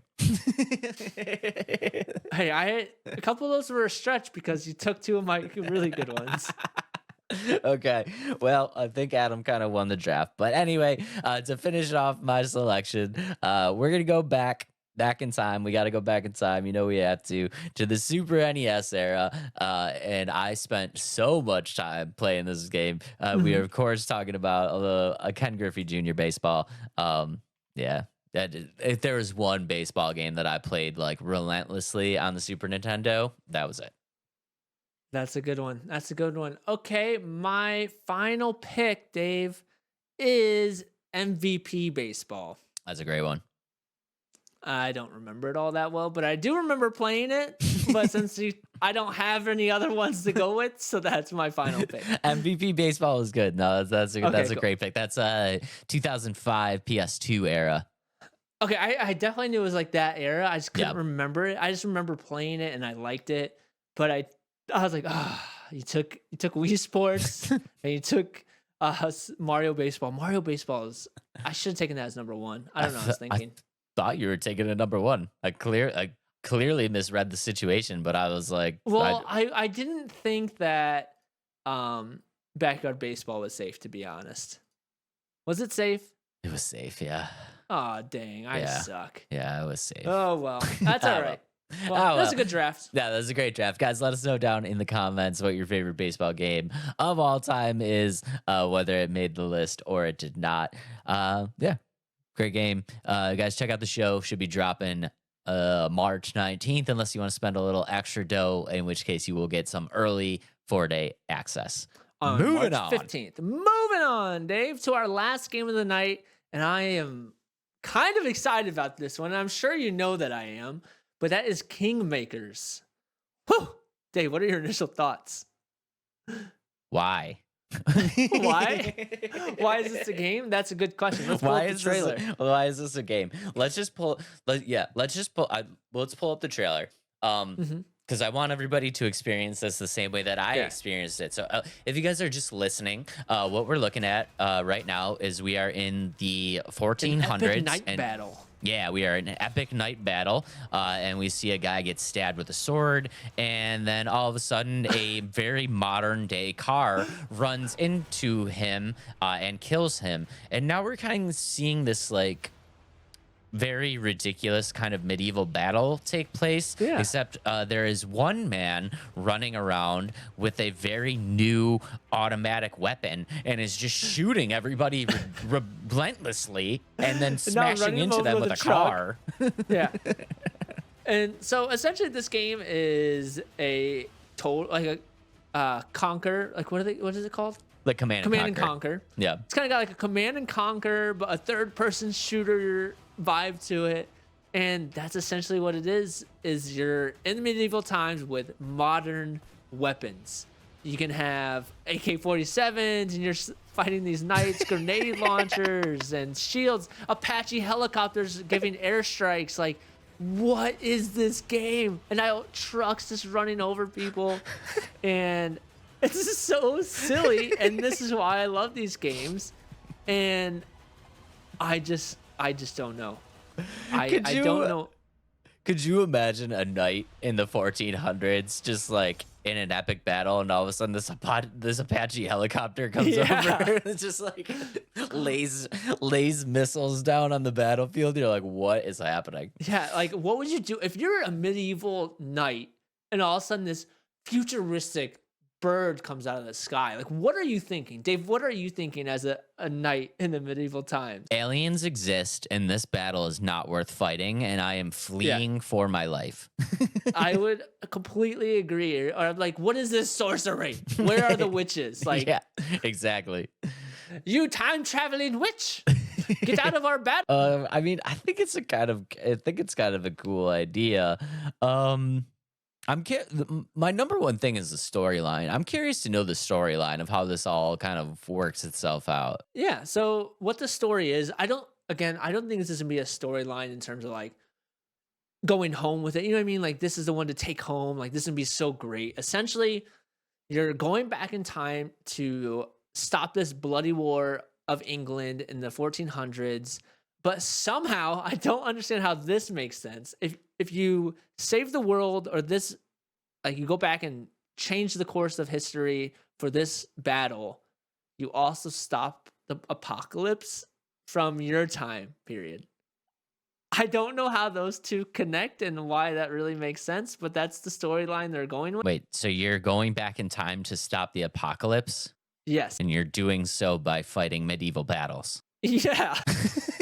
So I don't know why this is a thing and why this is the story of the game, but it's kind of funny. And I don't think it has to make sense for what this game is trying to be. I think all this game is trying to be is bring a bunch of chaos into medieval times with weapons, like modern weapons, and get to do it with friends or by yourself. It's a fun idea. It's definitely a fun idea. My concern here is like, how could they possibly make this game challenging? How could this possibly be a challenge? You're fighting a bunch of melee characters with a freaking helicopter, dude. Like, how could you possibly make this hard? I don't know if it's supposed to be hard. I think, and what they have in the description is it's a sandbox game. Have you ever played or seen Total Accurate Battle Simulator? I played it on stream once. It's where you just put these things that shouldn't fight each other into a fight and to see what happens. Like you can put like 1,000 mages against 50 orgs, and like who's gonna win, and just put it together. And I we think did that that's for faction night. Yeah, we did that for a faction night. And so I think that's what's gonna happen with this. It's like this shouldn't work, but we're just gonna see what happens if it does. And I wonder if like there's gonna be like things like overwhelmingly amount of players and stuff like that. Like how can one person that can like control like one helicopter, like how many of these people can they beat and also defeat and conquer these castles? Because essentially your goal is to like kill a bunch of enemies, but also conquer their the castles and things like that. And I guess it is supposed, like the AI is supposed to be kind of hard in terms of like it's AI, and so the more they play, like their decision making changes, their pathfinding changes, even their loyalty can change. And so like I wonder if you could like persuade the enemy like, oh, you guys are losing, join us, or like, no, okay, the guy that we're working for is such a jerk and like he's just an evil person, let's go back to the other side. Like I wonder if that's how that's gonna work. That'd be kind of neat. And I just think it's gonna be a game that, don't expect this to be a game that is supposed to be groundbreaking in terms of like story driven and difficulty. I think it's just a game that's supposed to have tons of chaos, have tons of blood, and you know, that's like games I kind of like those. But essentially that's all it is a sandbox, kill as many people as you can with the most random weapons in a most random time. I think it's a very creative idea. Mm-hmm. I think it's definitely an attention getter, because I'm not gonna lie, when I watched that trailer, and then just out of nowhere, the modern day car from I don't know what it looked like, a 2010 Honda Civic, just like comes through. It was a pickup truck. It was a pickup truck. Yeah. Okay. Yeah. It just comes through the crowd and just like, I'm like, what? Oh, okay, you have my attention. What is happening? Like it was one of those moments. But yeah, I probably so like I think it's like I said, I think it's a creative idea. For me personally, I need to get my hands on it. Um, and see what it really is all about because it's one of those games that seems kind of gimmicky if I want to it I don't know if that's a great way to put it, but it seems kind of gimmicky and it feels like a game that you're going to have fun with for like a couple days and then like it's kind of you're done. You're like you had enough. I think depending on the price point, I wonder if that's what this type of game is going to be, to be honest. Because that's how it was for Total Accurate Battle Simulator. I played for maybe 3 or 4 days. I did the faction night, and then I was like, okay, I'm done. I'm done. Um, I think it's gonna be fun, especially if you do bring friends into it, and because you'll be able to have their armies and your armies and kind of combine forces. Um, which I didn't see this on their description. I hope there's a way to like go head to head with the armies, like each other's armies. That would be kind of cool if you could go head to head like on a PvP level. That would be sick. Yeah, I would like that a lot more. I didn't see that in their Steam page, um, because I thought that would be really neat if like, yeah, you can do the co-op mode, but how cool would it be? Like, all right, so you're controlling one character, and all of a sudden, all your knights are fighting each other, but you're like, okay, let me go find Dave. I'm gonna go put him down with my Apache helicopter and like take over his army. Before the PvP starts, you each get like a 10-minute like a war like a setup time. Like you get 10 minutes to kind of like set up your thing and like I think that would be really, really cool because it's like, it's like I said, I just don't know how much of a challenge this game could possibly be if you're like an Apache helicopter trying to mow down this like group of archers. Like that's one click. That's one bomb. Boom, done.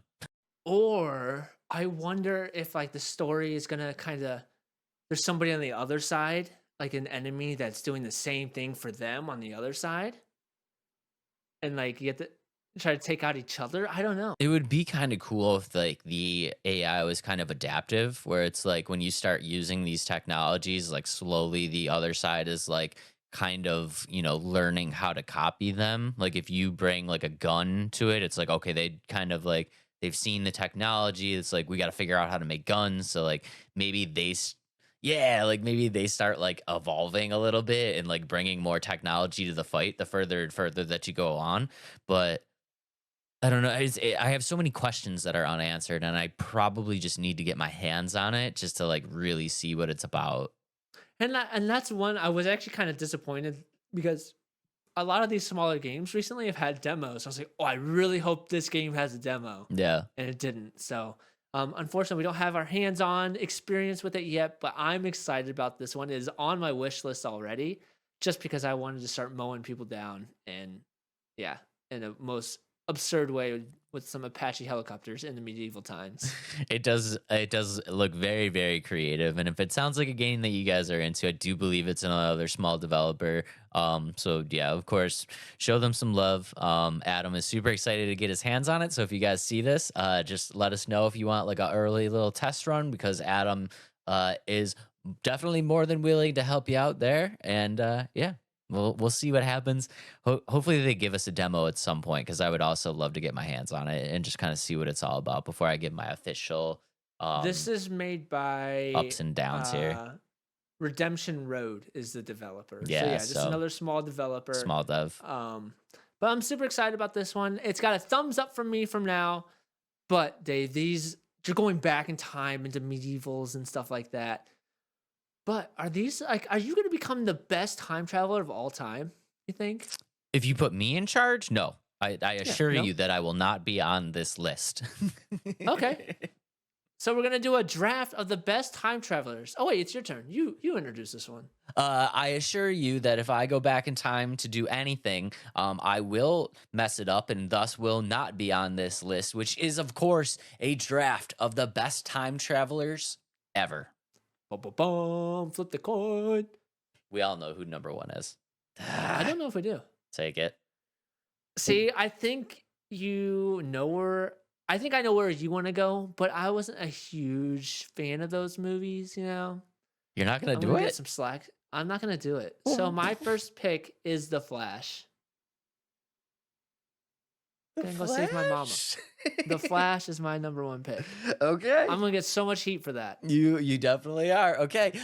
Yeah, no, I mean that's a great pick. In the grand scheme of things, if you were to put the Flash and this person on like a level, I do think the Flash is kind of cooler. But I mean, I gotta do it. Number one pick on Team Dave is going to be, of course, Marty McFly.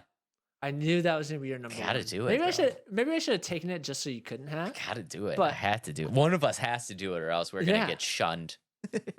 Okay, my second pick is Future Trunks from Dragon Ball Z. That's a good one too. Yeah, just because I'm watching it and I'm really excited, and he's one of my favorite characters of the series. So Future Trunks is on my list. That's a great one. Okay. Number 2 on my list, I'm going to go with the most badass time traveler of all time. And that, of course, hasta la vista, baby, the Terminator. Terminator. I knew that was gonna be on your list too. I think I know your list. He knows I my should whole just list. pick your list. He knows I my should pick your whole, list for my you. whole list. He knows the whole thing. Okay, my third pick is the Doctor from Doctor Who. That's a great pick. That was on my list. I knew that one was gonna be on your list. That's a great pick. Okay. All right. Well, for number 3, you know that there's nowhere else that I can go because I love this character in this franchise more than anything in the entire world. And that, of course, is Link, Legend of Zelda. Oh, great pick, actually. I didn't really think about that. Ocarina of Time. Yeah, I know. I My should. favorite game of all time. I know, Dave. I know, Dave. Okay, is it my fourth pick already? Yeah, it Fourth is. pick? Yeah, we're It is. cruising. Wow, cruising through this one. No, Okay, my fourth pick is Danny Phantom. that's a great pick From- too. I don't know actually how much he actually time travels, but when he gets the time amulet, I'm like, heck yeah. So That counts. That counts. We're Yeah. gonna count it. Well, we're gonna count it on the grounds that on my very next pick, I am going to take a duo. oh, okay. He's like, think I he's know who you're already, taking. he's No, already. I think they're on my list. I think Are they're they on my on your list? Oh no. think so. Okay. With my very next pick, we are gonna go to a little Wild Stallions. Excellent, little Bill and Ted. Yeah, that's a good one. Was it on That's the a good one. list? It was at the bottom of my list, but yes, he was on my list. Had to do it. Okay, I actually. All right, this one is kind of cheating, and now it's a new thing that's just happened. So my fifth pick is Loki. Too soon, bro. Yeah. Too soon? Should I change it? No, I'm gonna take Deadpool. Dang. Okay, I'll take somebody else. Okay, my fifth pick is Doctor Manhattan. That's a great pick. Yeah. That's a great pick. That's a great pick. Yeah, you can't even be mad at that. Okay. And to round off my draft, I am going to go with the one and only Mr. Austin Powers. Groovy baby. Okay, that's a good one. What? That's a good one. Did, I like it. I like it. Not why on were my you list. I think why that's were why you I'm more woeing? sad. He's clearly a time traveler. I know. I think I'm just sad that I. list. But that was a good pick. I think you beat me, Dave. I think the fact that I didn't take Marty McFly as my number one is kind of gonna hurt me in this draft. So I'm waiting for the comments. Dave wins. Adam sold. Like those kind of comments. Let us know in the comments below which time travelers did not make the list. Who are your top 5 time travelers? Yeah, and we we'll got- just go from there. Couple honorable mentions here. We Oh, of course got Cable. We got Bishop since we were talking X-Men. Mm-hmm. Little Prince of Persia, and a little shout out Prince to of Persia. What was I thinking? I just Yeah. played that game. Ness from Earthbound. Mm-hmm. Mm-hmm. Shout outs for me. I'm going still comics a little bit. Reverse Flash, Green Lantern, Doctor Strange, Fry from Futurama. It's a great one. Mm-hmm. So that's about all I have. Actually, when we were talking about this, we were like, "There's not that many time travelers," and now it's like, yeah, I don't know. I should have thought of all of those. Yeah, exactly. But yeah, great episode. Great Great- episode, Dave. great I had episode, a lot man. of fun tonight. yeah, this is a great episode. Yeah. Guys, real quick, I've been told by Storm that I get a little mushy, so I'm gonna keep this short and sweet. Storm, this is for you. I'm gonna I'm going to reel it back and just say that we love you guys very, very much. Thank you for all the support. Super appreciate everything. Adam, what you got for him? If you're not following us on all social media, make sure to do so. Let's Talk Nerdy Podcast. And if you want to catch us live on Twitch, the Nerd Adam is me, Zagascorn is Dave, and we stream there occasionally. We got some good stuff coming up on there. We got some good stuff in general, so be on the lookout. We're working hard for you guys. And like I always say, if you have anything else that you want us to do a draft of, a blind ranking, or any other ideas, please let us know in the comments. We would love to do them. Because that's what we do it for. We do it for you guys, and yeah, and we want to keep doing it for you. So if you have any suggestions or games that you want to see, just let us know. Always down to hear the suggestions from you guys. Love you guys very, very much. If you could, please consider hitting the subs and the like buttons as much as you possibly can, because it really does help the channel grow, and we will see y'all on the next one. Peace out, nerd. You went. You can't do it.